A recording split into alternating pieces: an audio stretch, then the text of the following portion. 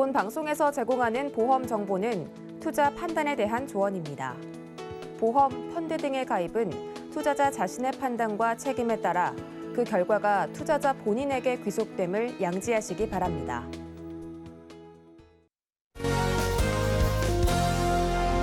시청자 여러분 안녕하십니까? 알기 쉬운 보험으로 인생 설계를 도와드리는 인생 설계 원픽의 권민정입니다. 왜 우리가 의도를 가지고 반복해서 하는 행동을 루틴이라고 하죠. 요즘 운동선수들의 루틴부터 부자들의 모닝 루틴까지 세상에서 이슈가 되고 있습니다. 성공한 미래 대비책을 위한 루틴에서 저희 인생설계 원픽을 시청하기를 추가해보시면 어떨까요? 저희 방송 유튜브를 통해서도 시청하실 수가 있습니다. 유튜브 검색창에 서울경제TV 검색해주시면 실시간 방송 시청 가능하시니까요. 많은 관심 부탁드리겠습니다. 인생 설계 원픽에서 제공해드리는 정보는 전문가들의 조언일 뿐 해당 보험에 대한 가치나 수익률을 보장하지 않는다는 점 꼭 참고해 주시길 바라겠습니다. 또한 서울경제TV와 서울경제신문은 당사의 브랜드입니다. 서울경제증권TV와는 무관하다는 점 꼭 기억해 주시길 바라겠습니다. 네, 오늘 인생 설계 원픽 시작해 보도록 할게요. 네, 지금부터는 생생한 라이프 팁을 통해서 세계 주기별 단계를 지혜롭게 대처할 수 있는 방법 설계해 보도록 하겠습니다. 오늘은 생생한 정보와 꿀팁을 주실 장석형 전문가님 나와 계시는데요. 인사 나눠보도록 할게요. 안녕하세요. 네, 안녕하세요. 네, 오늘 장석현 전문가님께서 가족을 지키는 강병보험이라는 주제로 강의를 준비하셨다고 합니다. 어떤 내용일지 지금 바로 만나보시죠. 누가 보험을 잘못 가입하였어? 네, 보험의 과거와 현재 그리고 미래를 보는 눈 보험계의 궁예 장석현입니다. 오늘은 가족을 지키는 간병보험을 한번 알아보도록 하겠습니다. 제가 최근 뉴스 기사를 하나 갖고 왔는데요. 제목이 엄마 미안해요. 하루에 14만 원의 간병비가 너무 힘들다라는 기사고요. 하루에 14만 원이니까 한 달 동안 들어가는 간병 비용이 무려 400만 원에 달한다고 합니다. 거기다가 간병인만 쓰나요? 병원비 당연히 나오겠죠. 병원비까지 더하면 한 달에 부양하는 부양 비용만 간병 비용 합쳐서 600만 원에 달한다고 합니다. 다른 분 같은 경우에는 버는 돈, 월급을 통째로 간병비로 사용하시는 분들도 있다라고 합니다. 이렇게 간병과 관련해서 비용이 굉장히 많이 들어가는데 누구의 잘못도 아니에요. 아프고 싶어서 아픈 것도 아니고 내가 돈을 많이 벌고 싶어도 못 벌 수도 있잖아요. 그러니까 이 지키는 사람, 보호받는 사람, 그 누구도 잘못한 사람이 없습니다. 그런데 현실은 이토록 간병의 늪에 빠질 정도로 돈이 많이 들어간다는 거거든요. 자, 그러면 우리가 이런 상태를 어떻게 좀 극복할 수 있느냐?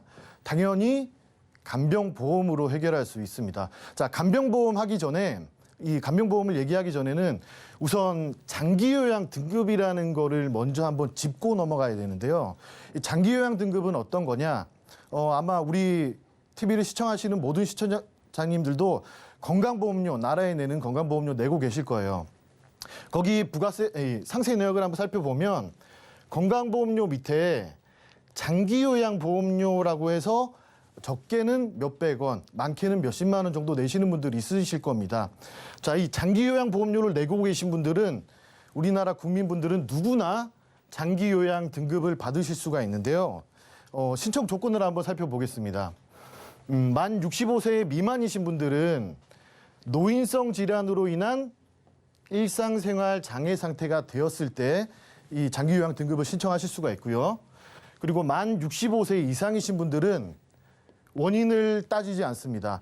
다쳐서 일상생활 장애가 있거나 아니면 아프셔서 일상생활에 장애가 있으실 때 장기요양 등급을 신청하실 수가 있는데 항목이 있어요. 이 장기요양 등급 신청하실 때 항목이 신체 기능 12가지랑 인지 기능 그리고 행동 변화, 간호처치, 재활 이런 부분에 있어서 장애되는 부분을 점수로 환산해서 이 장기요양 등급을 매기게 되는데 장기요양 등급은 장애의 정도에 따라서 최대 1등급, 가장 심각한 경우가 1등급이고요.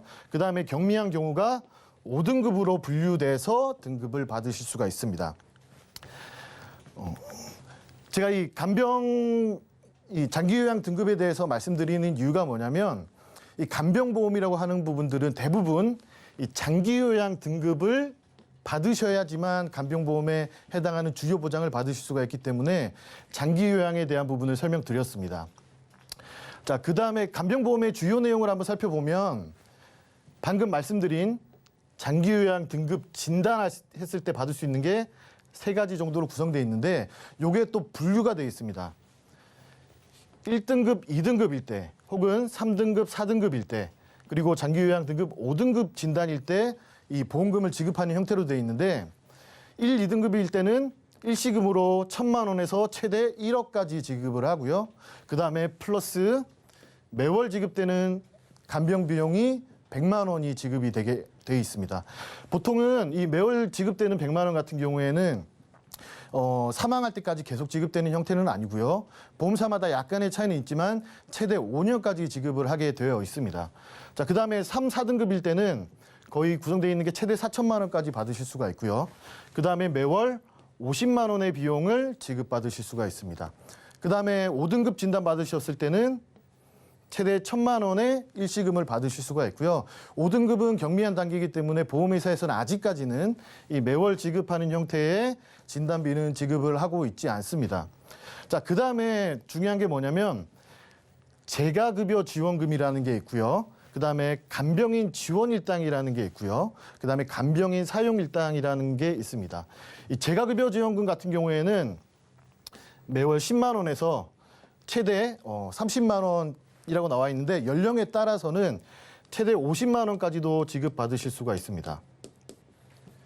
자, 그다음에 간병인 지원 일당이라고 하는 게 있는데 이거는 우리 부모님이 어떤 병원에 입원을 하셔가지고 간병이 필요하다라고 했을 때 돈을 지급하는 게 아니라 보험회사에서 고용한 제휴되어 있는 간병인을 직접 보내주는 그런 서비스라고 보시면 되겠습니다.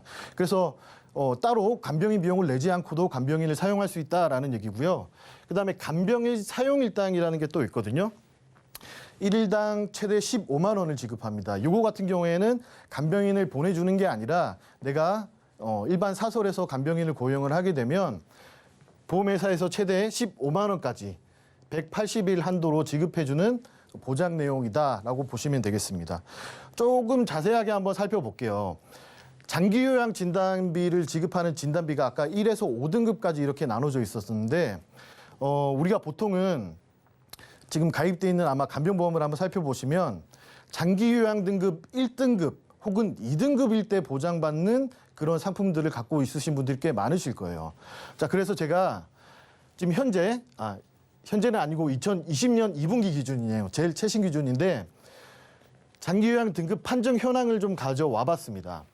지금 1등급에서 5등급까지 우리나라에서의 등급을 받고 계신 분들이 거의 95만 명 정도 된다라고 보시면 되거든요. 그중에 1급 또는 2급에 해당되시는 분들은 13만 명이 채 안 됩니다. 그러니까 퍼센테이지로 따져보면 약 12%에 불과하다라고 보시면 되거든요.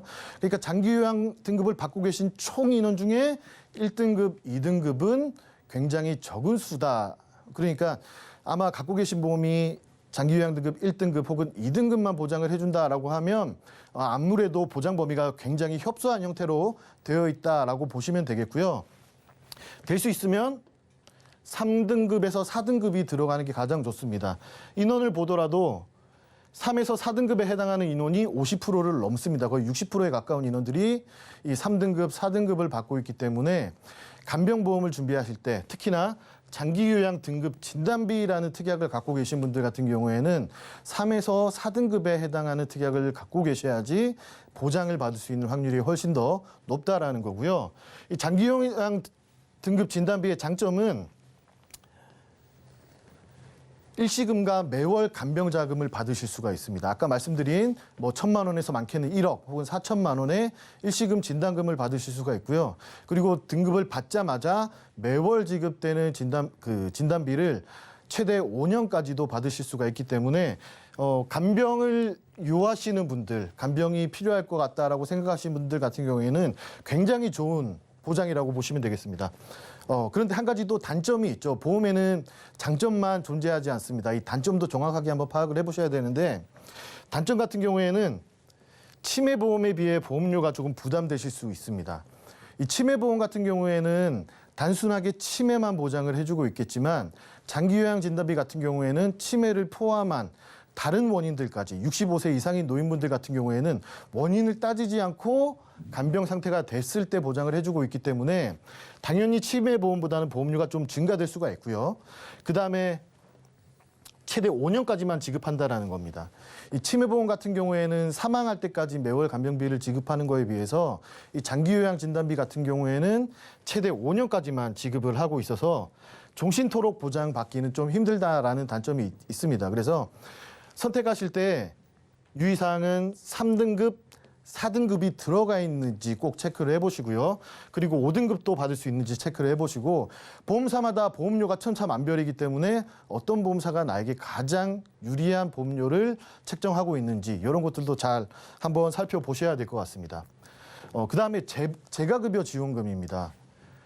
재가급여 지원금 같은 경우에는 장기요양 등급을 받으신 분들 같은 경우에 나라에서 재가급여 혹은 시설급여에 보상을 해주고 있습니다. 이거는 그 일반적인 민영보험을 가입하지 않으셔도 나라의 건강보험료만 내고 계신 분들 같은 경우에 이 재가급여나 플러스 시설급여를 받으실 수가 있는데, 재가급여를 받게 되시면 매월 50만 원, 그러니까 최대 30만 원에서 최대 50만 원까지도 지급받으실 수가 있는 이 재가지원급여금입니다. 재가급여 지원금의 장점을 한번 살펴보면 등급 상관없이 1등급이나 5등급을 받으셔도 이 재가급여 지원금을 받으실 수가 있고요. 그리고 보험금 수령 가능 기간이 따로 없습니다. 뭐 아까는 5년 동안 항전돼 있다라고 말씀드렸지만, 재가급여 지원금 같은 경우에는 말 그대로 집에서 요양하시는 동안에는 보험 만기까지 계속해서 지급받으실 수 있다라는 장점이 있고요. 그리고 한 가지 단점은 자택 이외에 요양시설로 모실 경우에는 수령이 불가할 수 있습니다. 이건 나라에서 재가급여 지원금이라고 해서 말 그대로 집에서 요양하시는 분들을 위해서 드리는 지원금이기 때문에 요양시설로 옮기거나 외부시설로 옮기게 될 경우에는 이 재가급여 지원금을 받기가 좀 힘들다라고 보시면 되겠습니다. 그래서 재가급여 지원금은 경증 단계일 때들 많이 사용하시거든요. 그런데 이제 우리가 뭐 치매나 다른 질병들 같은 경우에 경증일 때는 집에서 충분히 간호가 가능합니다. 그리고 경증에 해당하는 기간이 좀 심각해져서 중등도나 중증으로 가는 기간보다 경증일 때가 훨씬 더 긴 기간이기 때문에 이 재가급여 지원금도 잘 준비해 놓으시면 간병을 하시는 분들에게는 큰 도움이 되실 수 있다라는 점이고요. 그다음에 간병인 지원 또는 사용 일당, 아까도 설명드렸지만 간병인 지원 일당 같은 경우에는 사람을 보내드린다라고 말씀드렸죠. 보험사에서 간병인을 직접 보내주기 때문에 간병에 들어가는 다른 비용 전혀 없습니다. 병원에 입원하셔서 간병인, 보험회사에서 보내주는 간병인을 쓰면 되고요. 그리고 병원비만 내시면 됩니다. 간병비는 따로 안 내셔도 되고요. 자, 그런데 이렇게 좋아 보이는데 여기도 또 단점이 있거든요. 이 간병인 지원 일당 같은 경우에는 전 보험사가 거의 갱신형으로 구성되어 있습니다. 자, 그래서 납입 기간이 길어질 수가 있고요. 노년에 보험료 상승 우려가 있습니다. 내가 70이나 80세가 되면 당연히 간병에 대한 필요성이 높아지기 때문에 이런 갱신형 보험들은 나이가 들면 들수록 보험료가 올라갈 수 있다는 점이고요. 그리고 갱신형이기 때문에 내가 보장받는 기간 동안 계속 보험료를 내셔야 되기 때문에 또 납입 기간이 늘어날 수도 있다는 단점을 또 가지고 있습니다. 자, 그다음에 간병인 사용 일당이라고 해서 간병인을 보내주는 게 아니라 이 병원 또는 의원에 입원해서 간병인을 사용하게 되면 1일당 최대 15만 원까지 수령하실 수가 있습니다.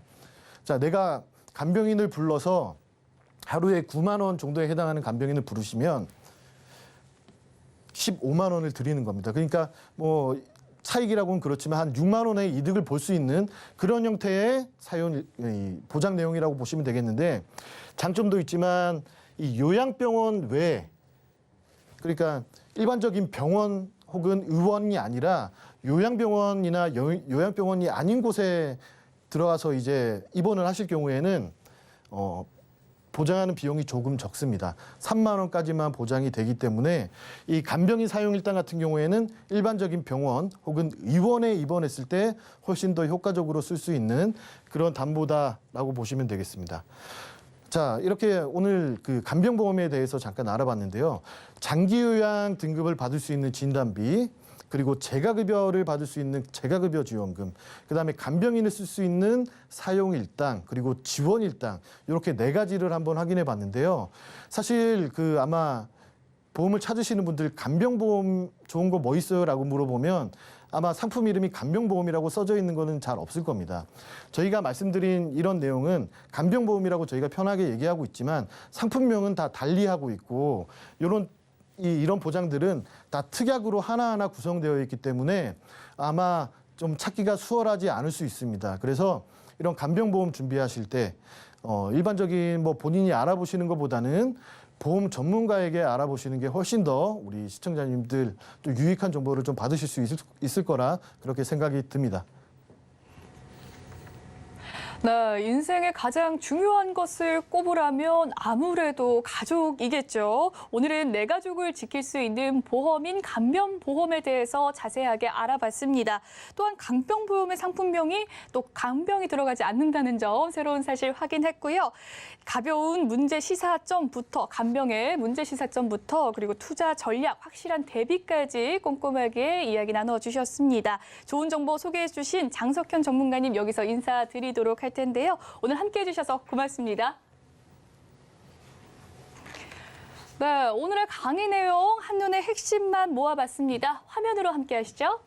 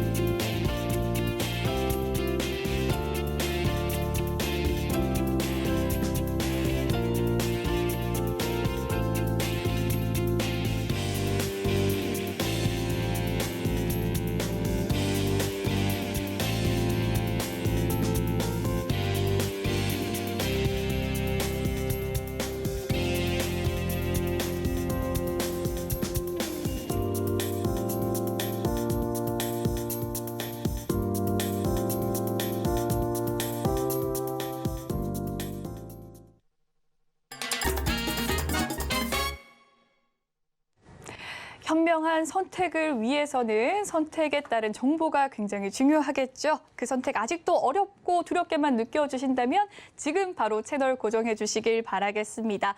인생에 대한 꿀팁, 보험에 대한 고급 정보를 마련한 두 분 자리에 모셨습니다. 인사 나눠보도록 할게요. 장성재 전문가님과 전하연 전문가님 모셨습니다. 안녕하세요. 안녕하세요. 네, 오늘은 어떤 주제로 이야기를 나누게 될지 첫 번째 주제 화면으로 먼저 살펴보시죠. 오늘의 주제는 유병력자 보험 선택입니다. 요즘 보험에 가입할 수 있는 문턱도 넓어지고 다양한 종류가 많다 보니 선택에 대한 고민이 깊어질 수밖에 없을 것 같습니다. 또 요즘 유병장수 시대임에도 불구하고 특히나 예전에 가입했던 보험 중에 유병력자란 이유로 비싼 보험료와 좁은 보장 때문에 고민하셨던 분들은 요즘 새롭게 나온 보험에 관심이 갈 것 같은데요.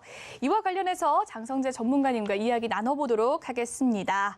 네, 오늘의 주제 선정한 이유 어디에 있을까요? 네, 요즘은 만성질환으로 약을 복용하시는 분들도 많이 계시고요. 또 안 좋은 식습관과 생활습관으로 질병도 많이 걸리고 있습니다. 그리고 우리나라 사람들 중 3명 중 1명은 암에 걸린다고 하고 혈관질환으로 수술을 하시는 분들도 굉장히 많이 계십니다. 큰 질병을 겪었던 분들은 더 이상 보험 가입조차 어렵다고 생각하시고 알아보지도 않고 지나가는 경우도 많은데요. 그래서 이렇게 병력이 있으신 분들도 보험 가입하는 요령과 방법을 알려드리려고 이 주제를 선택하게 되었습니다. 네, 가입 요령과 방법 굉장히 궁금합니다. 구체적인 사례 한번 살펴볼까요? 네, 문의 주신 시청자분은요, 55세 남성분이셨고요. 아드님께서 문의 주신 사례였습니다. 아버지께서 7년 전에 협심증으로 쓰러지셔서 수술과 입원을 하신 적이 있다고 하셨는데요. 가지고 계신 보험으로 보장을 전혀 받지 못하셨다고 하셨습니다. 보장을 받지 못한 보험인데 아버지께서 심장 수술을 했다 보니 다른 보험은 이제 가입을 못한다고 이 보험이라도 유지하셔야 된다고 하셨고요. 아드님께서는 보험료도 비싸고 보장도 못 받는 보험이다 보니 이렇게 유지해도 괜찮은지 전혀 이제 보험을 가입할 수 없는지 궁금하셔가지고 문의 주셨던 사연입니다. 네, 그렇군요. 네, 그렇다면 전문가님께서 해결책 알려주시죠. 네, 기존에 가입되어 있던 내용부터 살펴보게 되면요. A생명보험사에서 CI 통합보험을 가입하셨고요. 주요 보장 내용 살펴보게 되면은 일반 사망보험금 1억, 암진단비 8천만 원, 뇌졸중 진단비 8천만 원, 급성심근경색 진단비 8천만 원, 질병상해 입원 일당 3만 원 가입이 되어 있었고요. 납입보험료로는 32만 4,406원을 납입하고 계셨습니다. 그리고 25년 납 종신으로 구성을 해놓으셨고요. 특약들은 80세까지 구성이 되어 있습니다. 이 보험 같은 경우에는 첫 번째 문제점으로는 CI 보험으로 가입하신 것이 문제점이라고 말씀드릴 수가 있겠는데요. CI 보험이란 중대한 질병에 걸릴 경우 사망보험금에서 일부를 미리 지급받아 치료자금으로 사용하는 보험입니다. 사망보험금의 50%에서 80%를 중대한 질병에 걸렸을 때 미리 선지급받는 보험입니다. 그래서 시청자님께서 가입하신 특약들을 살펴보게 되면은 암진단비와 뇌졸중 진단비, 급성심근경색 진단비가 다 똑같이 8천만 원으로 구성되어 있는 걸 볼 수가 있는데요.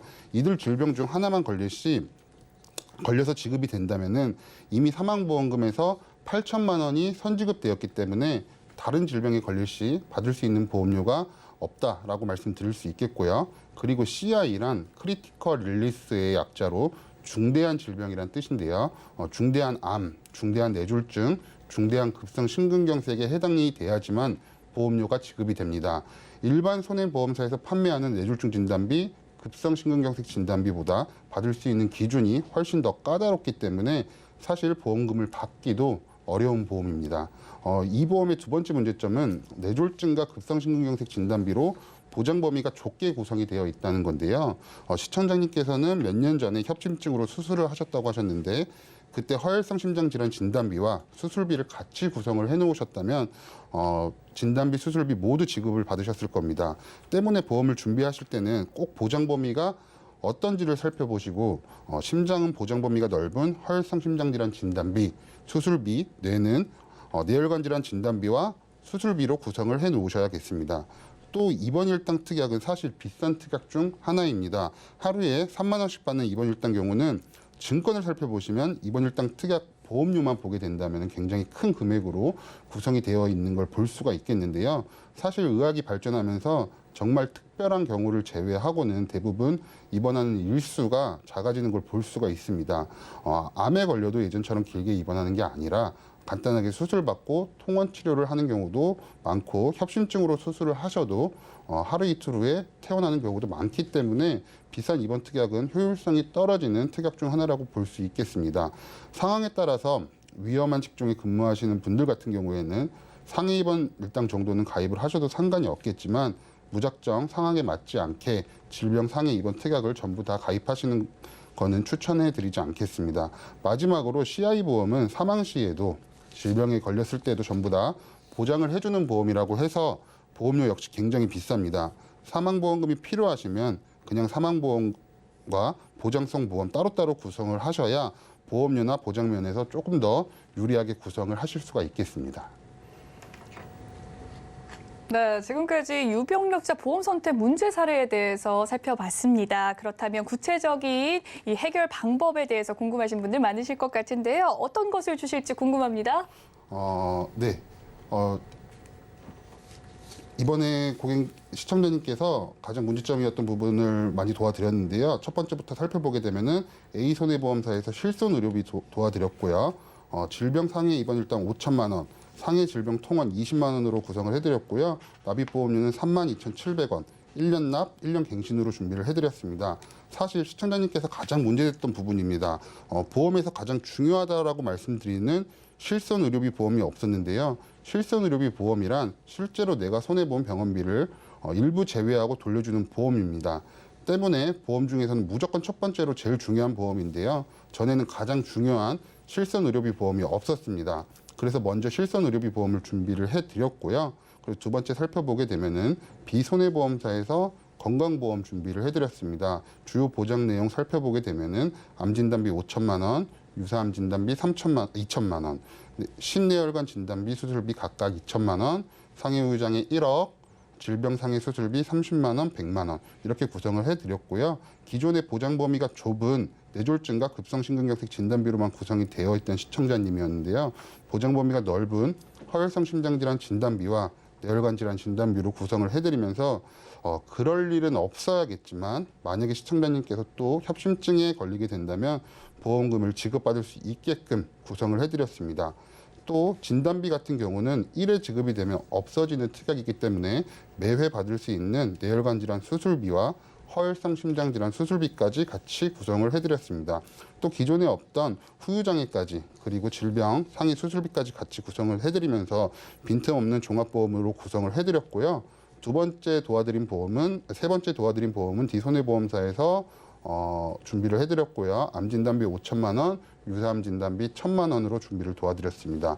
납입보험료는 5만 1,200원으로 준비를 해드렸고요. 20년 납, 20년 갱신으로 준비해드렸습니다. 이 보험 같은 경우 시청자님께서 상담해보니 그래도 암보험은 좀 넉넉하게 가지고 가고 싶다고 하셨기 때문에 1억 전부 다 비갱신으로 준비하시면 경제적으로 부담이 될 수 있기 때문에 갱신 주기가 긴 20년 갱신으로 암진단비 5천만 원까지 구성을 해드렸습니다. 리모델링 전후 비교해드리면요. 기존의 일반암 진단비 1억에서 리모델링 후에는 일반암 진단비 1억, 유사암 진단비 3천만 원으로 구성을 해드렸고요. 진단비가 똑같다고 생각하실 수도 있겠지만 리모델링 전에는 1억 중에 8천만 원은 CI 보험에 가입이 되어 있는 특약이기 때문에 만약에 다른 질병으로 8천만 원을 받으시면 암 진단비가 2천만 원밖에 남지 않을 수도 있는 단점이 있는 걸 그냥 순전히 암 진단비 1억으로 준비 도와드렸고요. 뇌 쪽을 살펴보게 되면은 뇌졸중 8천만 원에 뇌출혈 2천만 원 해서 1억 뇌 쪽으로 1억이 준비가 되어 있었는데요. 리모델링 후에는 보장 범위가 넓은 뇌혈관 질환 진단비 그리고 수술할 때마다 받을 수 있는 뇌혈관 질환 수술비 2천만 원 해서 총 4천만 원으로 구성을 해드렸습니다. 심장을 살펴보게 되면은 심장 쪽은 보장 범위가 좁은 급성 심근경색 진단비 1억으로 준비가 되어 있었는데요. 리모델링 후에는 허혈성 심장질환 진단비 2천만 원, 허혈성 심장질환비 매회 받을 수 있는 수술비 2천만 원 해서 이것 또한 4천만 원으로 총 구성을 해드렸습니다. 수술 쪽을 살펴보게 되면요. 기존에는 상해 수술 50만 원만 가입이 되어 있었는데요. 특정 질병 수술비 300만 원, 그리고 상해 수술비 100만 원, 질병 수술비 30만 원으로 보다 넓게 넓은 보장 범위로 보장받을 수 있게끔 수술비도 준비해 드렸고요. 기존에 없던 후유장애까지도 상해 후유장애 1억 원을 구성해 드리면서 리모델링 전에는 35만 9,402원을 납입하고 계셨는데요. 리모델링 후에는 27만 5,016원으로 보험료도 줄여드렸습니다. 그리고 빈틈없는 보험으로 보장 범위는 더 넓게끔 구성을 해드렸습니다. 네, 세 사례 모두 정말 빈틈없는 보험을 준비해 주셨는데요. 보장 범위가 크게 확장된 것을 확인할 수 있었습니다. 오늘 또 제시해 주신 해결책 이외에도 또 특히나 키포인트가 될 주의점까지 짚어본다면 어떤 것이 있을까요? 네, 일반 소비자분들께서는 보험을 잘 알 수 없으실 겁니다. 때문에 보험 가입 자체가 안 되는 줄 아시고 알아보지도 않는 경우가 굉장히 많은데요. 보험 상품은 한 해 한 해 다르게 여러 가지 상품들이 많이 출시되고 있습니다. 기존에 약을 복용 중이시더라도 큰 수술을 하셨더라도 올해는 가입할 수 있는 상품이 없다가도 내년에는 가입할 수 있는 상품이 출시가 될 수도 있기 때문에 저희 같은 믿을 만한 설계사를 통해서 자주 소통하고 물어보셔서 큰 질병으로부터 나를 지킬 수 있는 보험으로 잘 가입을 하셔야겠습니다. 네, 합리적인 이 보장, 보험 리모델링이란 결국 저렴한 가격으로 많은 보장이 되는 것을 선택하는 것이 중요하겠다라는 생각 다시 한번 들었고요. 유병력자들의 경우에는 과거와 달리 선택의 폭은 넓어졌지만 그것을 선택하는 과정이 중요한 만큼 신중하게 생각하셔서 현명한 선택 내리시길 바라겠습니다. 오늘 함께 해주셨고요. 두 번째 주제 넘어가 보도록 할게요. 화면으로 만나보시죠. 오늘의 두 번째 주제는 직장인 보험 준비입니다. 보통의 30, 40대 직장인들은 회사 보험에 가입된 경우가 많아서 보험의 필요성이 피부에 와닿지 않는 경우가 많던데요. 사실 보험의 필요성을 깨닫는 시기다 보니까 단체 보험에 가입되어 있든 아니든 이 보험에 대해 슬슬 생각하고 있는 3040 세대를 위한 이 합리적인 직장인 보험 준비 전략은 어떤 건지 오늘 확인해 보도록 하겠습니다. 이와 관련해서 전화연 전문가님과 이야기 나눠보도록 하겠습니다. 오늘의 선정 이유, 주제 선정 이유는 어떤 것이 있을까요? 네, 일단 뭐 직장 다니시는 젊으신 분들은 내 보험에 대해서 관심도 없을 뿐더러 좀 필요성을 못 느끼시는 분들이 굉장히 많으세요. 그리고 이제 게다가 이제 단체 보험으로 회사 복지 차원으로 상해 보험이라든지 실손 의료 보험, 또 가족 보험으로 진단비 혹은 수술비 등을 가입을 해주다 보니까 이거 하나만 있으면 되겠지라고 생각하고 개인 보험을 준비를 안 해놨다가 막상 아프거나 다치거나 했을 때 뭐 이제 보장 청구를 했을 때 보장을 제대로 받지 못해서 개인 보험 스스로 준비하시려고 하는데 아무래도 고정적인 지출이 또 이제 되다 보니까 보험료 부담이 많이 있으셔서 그런 부분들에 대해서 조금 더 저렴하게 합리적으로 준비하실 수 있도록 직장인 보험에 대한 주제를 준비하게 되었습니다. 네, 제가 3040 세대다 보니 오늘 내용 굉장히 와닿습니다. 관심 없는 분들 많으실 텐데요. 구체적인 사례를 봐야 문제를 파악할 수 있겠죠. 구체적인 사례 제시해 주시죠. 네, 일단 대기업에 다니고 있는 남성분이세요. 그러니까 38살이시고 아직 결혼을 하시지 않았기 때문에 이제 보험으로 이제 별로 필요성을 많이 못 느끼시다가 같은 회사에 다니고 있는 동료분께서 뇌경색의 진단을 받고 보험 청구를 하려고 보니까 뇌경색에 대해서는 보장 금액이 안 나간다라고 해서 혹시 내 보험도 문제가 있는 게 아닐까라고 해서 의뢰를 주신 분입니다. 일단 가입되어 있는 보험들을 한번 살펴보게 되면 보험을 이제 3건 정도 준비를 해 놓으셨어요.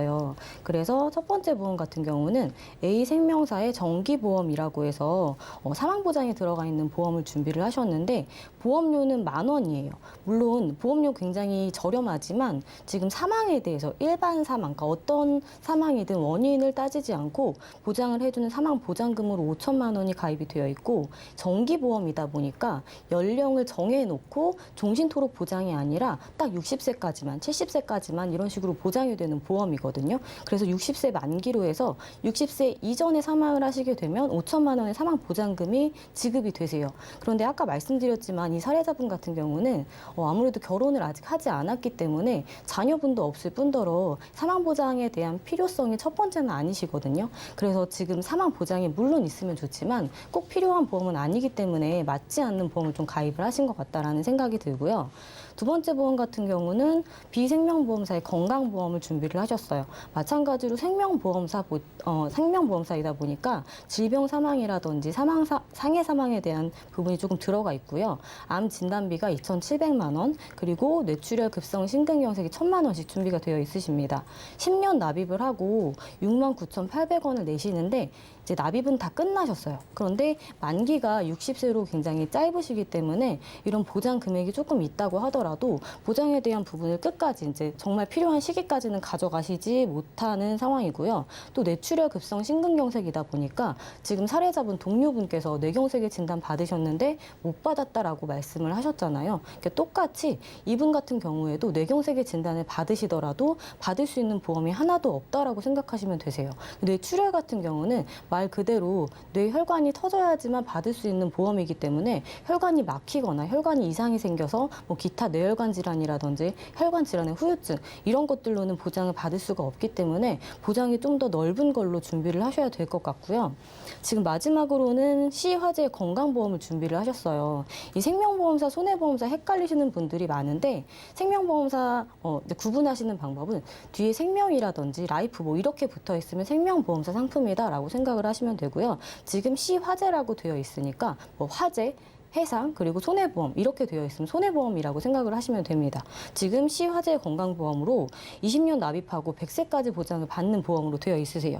그리고 납입 보험료는 14만 원을 준비를 하고 계시는데 상해 사망, 상해 후유장애 그리고 암 진단비는 2천만 원, 고해감 진단비 3천만 원, 뇌출혈 급성 심근경색으로 1천만 원씩 있고요. 이 보험이 지금 주가 되는 보험인 게 실손의료보험이 여기에 있으세요. 그런데 한도가 1억 원에 그리고 통원의료비는 30만 원으로 되어 있으신데 이때 당시에 가입한 보험은 자기 부담금이 아예 없는 실손이기 때문에 물론 그런 부분에 대해서는 한도도 높고 자기 부담금이 없으니까 내가 비용을 청구했을 때 다 돌려받을 수 있는 장점은 있지만 많이 갱신된다는 단점이 있으시기 때문에 지금 사실상 진단비 그리고 뇌출혈 급성 심근경색 보장 범위가 좁고 또 이때 당시에는 만기가 80세까지밖에 안 되시기 때문에 이 보험료로 차지하고 있는 게 많지 않으실 거예요. 그런데 뭐 적립보험료라든지 실손에서 차지하고 있는 게 많으시기 때문에 지금 갱신이 많이 되어 있는 상태이셔서 그리고 병원을 많이 안 다니시고 내가 혜택을 조금 덜 보고 실손 보험료를 아끼겠다라고 하시는 분들은 실손을 전환을 해서 현재 실손으로 좀 변경을 해주시는 게 훨씬 더 좋다라고 판단이 들거든요. 그래서 전체적으로 지금 진단비에 대한 부분도 굉장히 부족하고 만기가 다 짧게 되어 있으시기 때문에 그런 부분들이 좀 많이 문제인 것 같습니다. 네, 아무래도 30, 40대 분들은 이 건강에 대해서 관심을 가지기가 쉽지 않고 또 건강이 안 좋아 봐야 그때 다시금 좀 보험을 신경 쓸 때가 많을 텐데요. 오늘 굉장한 꿀팁 들었습니다. 생명보험사는 라이프, 손해보험사는 화재라는 이름을 갖고 있다는 꿀팁을 또 알아들었는데요. 또 전문가님께서 주신 해결책 궁금합니다. 어떤 것이 있을까요? 네, 일단 전체적으로 문제라고 말씀을 드렸어요. 사망보장도 좀 불필요한 분이시고 실손의료보험도 많은 보험료를 지출을 하고 계시고 또 진단비도 많이 부족하시기 때문에 그런 부분들을 좀 보험료를 아끼시면서 지금 현재 납입하시는 보험료에서 더 늘어나지 않지만 그래도 진단비라든지 뭐 수술비 살아있을 때 보장에 대해서 조금 더 많이 받으시기를 원하셨기 때문에 그런 부분들을 좀 잘 준비를 시켜드렸습니다. 일단 시손해보험의 건강보험으로 준비를 하나를 했어요. 지금 암 진단비는 2천만 원 그리고 뇌혈관, 심혈관 질환 진단비가 2천만 원 그리고 뇌출혈 급성 심근경색으로 1천만 원씩 추가적으로 더 준비를 시켜드렸고요. 20년 납입하고 90세 만기예요. 물론 100세까지 보장을 받는 보험이 더 좋죠. 그런데 이 보험료를 아끼시기 위해서는 두 가지 방법이 있는데 납입 기간을 뭐 25년으로 좀 늘리시거나 너무 길게 하시면 오히려 더 손해가 되실 수 있으니까 25년 정도로 늘리시거나 어리시면 좀 어린이 보험으로 준비를 하셨을 때는 30년으로 하셔도 괜찮으시고 만기를 이제 30세 후반에서 뭐 그 이상 되시는 연령인 분들은 90세 만기로 하셔도 보장에 대해서는 그래도 좀 보장을 길게 받으실 수 있으니까 이 만기를 조금 줄이시는 방법을 선택을 해서 90세 만기로 지금 준비를 해드렸고요. 뇌출혈 급성 심근경색이 뇌혈관 질환, 심혈관 질환에 다 포함이 되기 때문에 추가적으로 1천만 원씩 더 받으실 수가 있어서 지금 걱정하시는 부분에 대해서 조금 더 보장이 늘어났다라고 생각을 하시면 될 것 같고요. 지금 실손 같은 경우는 제가 너무 비싼 실손을 가지고 계시고 물론 혜택은 너무 좋지만 보험료를 많이 내시기 때문에 그런 부분들을 좀 아끼고자 전환을 하시는 걸 추천을 드렸어요. 그래서 현재 실손으로 물론 자기 부담금이 20에서 30%로 높은 실손이기는 하지만 보험료가 지금 14,600원으로 굉장히 많은 보험료를 아끼실 수가 있으시거든요. 그래서 보험료를 아끼시면서 현재 실손은 무조건 갱신이 되기 때문에 1년마다 갱신되는 보험으로 변경을 해드렸고요. 마지막으로 이제 손해보험사에 건강보험을 추가적으로 더 준비를 시켜드렸는데 지금 질병 후유장애, 뇌혈관 질환, 심혈관 질환에 대한 진단비가 이 위쪽에 손해보험사에도 준비를 시켜드렸지만 추가적으로 조금 더 받으실 수 있게끔 해드렸고요. 수술비가 이전에는 더 없으셨는데 지금 1에서 5종 수술비 그리고 엔대 수술비라고 해서 100몇 가지의 수술비에 대해서는 추가적으로 더 받으실 수 있게끔 해드렸고요. 최근에 표적항암 치료라고 해서 이제 항암 인자가 있을 경우에는 그런 암 치료를 할 수 있는 그런 것들이 비급여로 전환이 되면서 굉장히 비싼 치료가 하나가 있거든요. 그래서 그런 부분들까지도 보장을 받으실 수 있게끔 20년 납입하고 마찬가지로 90세까지 보장받는 보험으로 원래 기존에도 14만 원 정도 보험료를 납입을 하셨는데 지금 변경 이후에는 훨씬 더 보장도 좋아지셨지만 같은 보험료로 보험을 변경을 좀 할 수가 있었습니다.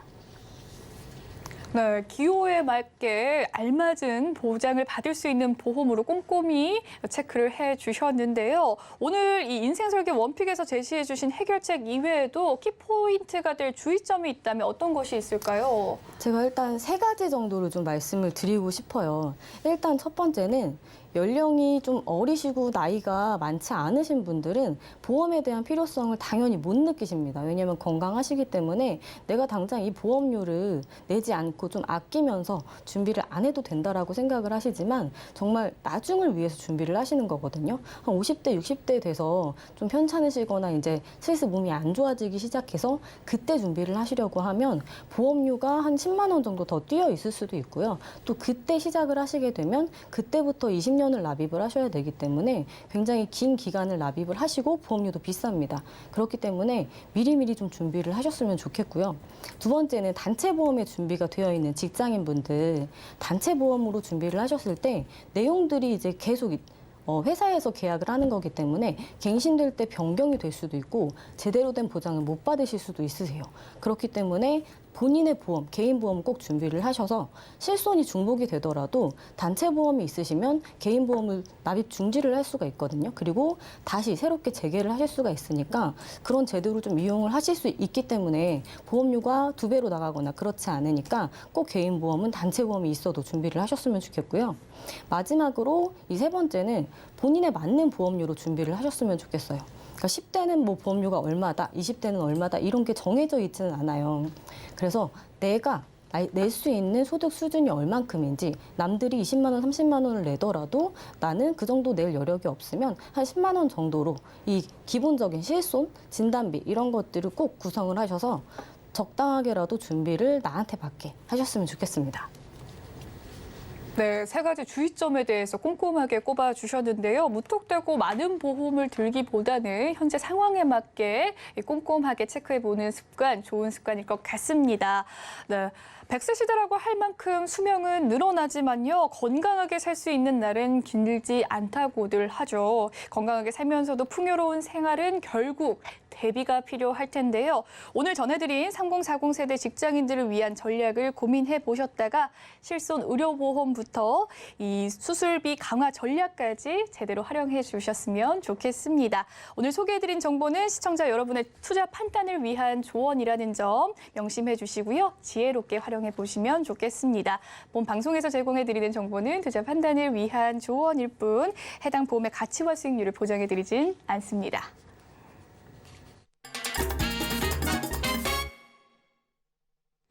현재 이 시점 가장 뜨거운 보험 키워드에 대한 궁금증을 스피디하게 풀어보는 코너입니다. 검색어 Q&A 시간인데요. 오늘의 검색어 지금부터 확인해 보도록 하겠습니다. 2대 진단을 받고 5년 이내라면 보험 가입 어려울까요? 네, 제가 상담을 많이 다니다 보면 2대 진단, 뇌나 심장 쪽에 질병이 발생해서 수술을 하게 되면 시청자분들은 큰 수술을 받았기 때문에 보험 가입 자체가 안 된다고 생각하시는 분들도 많이 계시고 암이랑 똑같이 5년이 지나야 가입이 가능하다고 생각하시는 분들도 많이 계십니다. 그래서 가입 자체를 못하고 계신 분들도 굉장히 많은데요. 보험에는 간편보험이라는 상품이 있고 간편보험도 여러 가지가 있기 때문에 가입이 가능하십니다. 간편보험 종류로는 5년 이내에 암, 급성심근경색, 협심증, 뇌졸중, 또 3년 이내에 입원 수술, 3개월 이내에 의사 추가 소견을 보는 간편보험도 있고요. 5년 이내에 암만 보는 간편보험도 있습니다. 5년 이내에 암만 보는 경우 협심증이라든지 뇌졸중, 뇌출혈이 있으셔도 가입이 가능하시고요. 그리고 또 5년 이내에 암, 2년 이내에 입원 수술, 3개월 이내에 또 의사 추가 소견만 보는 간편보험도 있는데요. 이 보험 역시 2대 진단을 확진을 받으셨어도 보험 가입은 가능하십니다. 뇌나 심장 쪽 수술을 받으셨어도 전부 다는 아니지만 가입하실 수 있는 간편보험이 있기 때문에 무조건 안 된다라고 생각하지 말고 저희 같은 전문가와 상담 후 가입을 하셔야겠습니다. 네, 이대 진단을 받고 5년 이내라면 좀 보험 가입 어려우실지 궁금해하셨던 이 검색이 있었는데요. 간편 보험 가입으로 해결이 가능하다는 점 짚어봐 주셨습니다. 네, 이어서 두 번째 검색어 살펴보도록 할게요. 이 표적 항암 치료는 암 진단 시 누구나 받는 건지 궁금한 질문입니다. 또 정말 중요할까요? 네, 최근에 이 표적항암 치료가 굉장히 이슈가 되고 있어요. 왜냐하면 이 심포가 수가제라고 해서 원래 표적항암 치료를 급여에서, 그러니까 건강보험에서 적용을 해줘서 비용들이 적게 나갈 수 있었는데 지금은 그런 것들이 제외가 돼서 비급여로 전환이 됐거든요. 그러면 고스란히 자기 부담금으로 뭐 몇천만 원씩 이제 비용이 나갈 수가 있기 때문에 지금 표적항암 치료는 좀 많이 이슈가 되는 상황이라고 생각하시면 될 것 같아요. 이 표적항암 치료가 뭐냐면 예전에 항암 치료 같은 경우는 정상 세포까지 이제 공격이 들어가다 보니까 부작용이라든지 머리가 빠진다든지 이런 것들이 굉장히 많았어요. 근데 표적항암 치료는 말 그대로 정상세포가 아니라 암세포만 표적으로 치료를 하기 때문에 부작용이 굉장히 적은 치료라고 할 수 있거든요.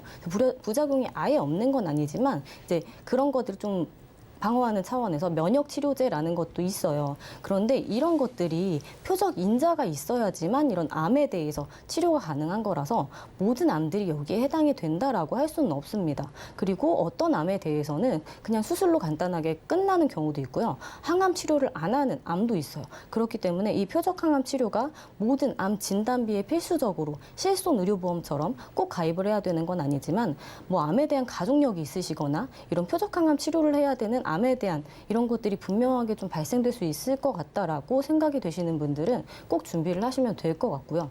또 이제 표적항암 치료가 생명보험사에서 처음에는 이제 준비를 할 수가 있었는데 요즘에는 손해보험사에서도 표적항암 치료 뭐 1회한이 아니라 계속해서 주는 것들도 있고요. 대신에 10년마다 갱신이에요. 그러니까 이 표적항암 치료는 모든 회사가 5년 갱신이거나 10년 갱신이거나 뭐 길게는 15년 갱신 이렇게 갱신으로만 준비를 하셔야 되기 때문에 뭐 어리신 분들이 어린이 보험으로 같이 준비를 하시게 되면 보험료가 나중에는 많이 올라갈 수도 있겠죠. 그래서 제가 봤을 때는 지금 좀 연세가 있으신 분들이 암 진단비 추가적으로 준비를 하실 때 암 진단비에 대한 부분은 조금 있으시나 뭐 이런 치료비에 대한 걸 조금 더 준비를 하고 싶으시면 갱신형으로 준비를 하시되 이런 갱신형으로만 구성을 하셔서 보험료가 많이 올라가거나 할 때 좀 이런 부분들을 나중에 유지를 안 한다든지 아니면 갱신 시에 보험료를 좀 확인을 잘 하실 수 있게끔 그렇게 준비를 하시는 걸 추천을 드리고요.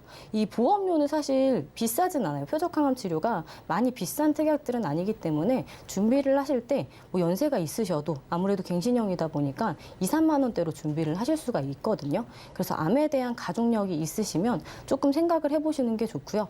꼭 필수는 아니다라고 말씀을 드리고 싶습니다. 네. 표적 항암 치료에 대한 정의부터 대상, 중요성까지 세세하게 알려주셨습니다. 모든 암에 해당하지는 않기 때문에 모든 암 진단에 필요하진 않다는 점 짚어봐 주셨습니다. 하지만 가족 병력에 암이 있다면 고려해 보시면 좋을 것 같네요. 또한 다음 검색어 살펴보도록 하겠습니다. 만성 질환자를 위한 보험 가입 요령에 대해서 알려주세요라는 질문인데요. 답변 도와주시죠. 네, 만성질환으로 꾸준히 약을 복용하시는 분들이 많이 있는데요. 대표적으로 고지혈증, 혈압약, 당뇨 등 여러 가지 질병으로 계속 약을 복용하시는 분들이 많이 있습니다.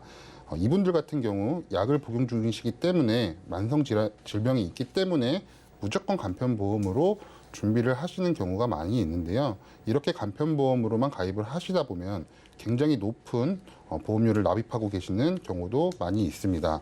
이 같은 경우에는 종합보험 하나로 준비하시는 것보다는 보험을 2개로 나눠서 가입을 하신다면은 훨씬 보험료를 절약할 수가 있겠는데요. 간단하게 말씀드리면 암 진단비 특약은 굉장히 비싼 특약 중 하나인데 이 비싼 암 진단비를 일반 보험이 아닌 간편보험으로 가입하시면 더욱더 보험료는 크게 올라가게 되는데요.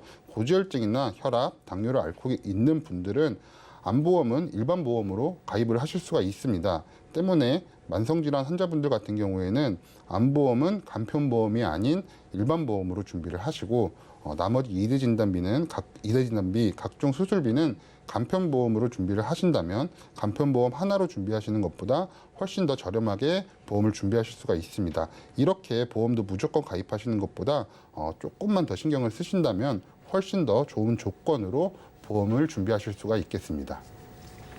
네, 통장 쪼개기처럼 보험도 두 가지로 나눠볼 수 있다는 꿀팁 알아봤습니다. 오늘 인생설계 원픽부터 검색어 Q&A까지 궁금증 해결해 봤습니다. 오늘 좋은 말씀 두 분 다 감사합니다. 네, 보험 방송에서 제공해 드리는 정보는 전문가들의 조언일 뿐 보험 가치와 수익률을 보장해 드리진 않는다는 점 꼭 참고해 주시길 바라겠습니다. 또한 서울경제 TV와 서울경제 신문은 당사의 브랜드입니다. 서울경제 증권 TV와는 무관하며 기타 유사 명칭에 주의하시길 바라겠습니다. 오늘 준비한 소식은 여기까지고요. 유튜브를 통해서도 시청하실 수가 있으니까 유튜브 검색창에 서울경제 TV 꼭 입력해 주셔서 실시간 방송 시청 가능하시니까요. 많은 참여 부탁드리겠습니다. 저희가 준비한 내용 여기까지입니다. 시청해주신 여러분 고맙습니다.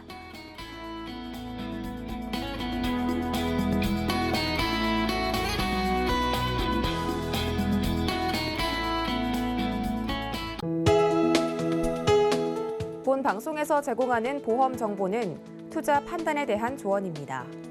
보험, 펀드 등의 가입은 투자자 자신의 판단과 책임에 따라 그 결과가 투자자 본인에게 귀속됨을 양지하시기 바랍니다.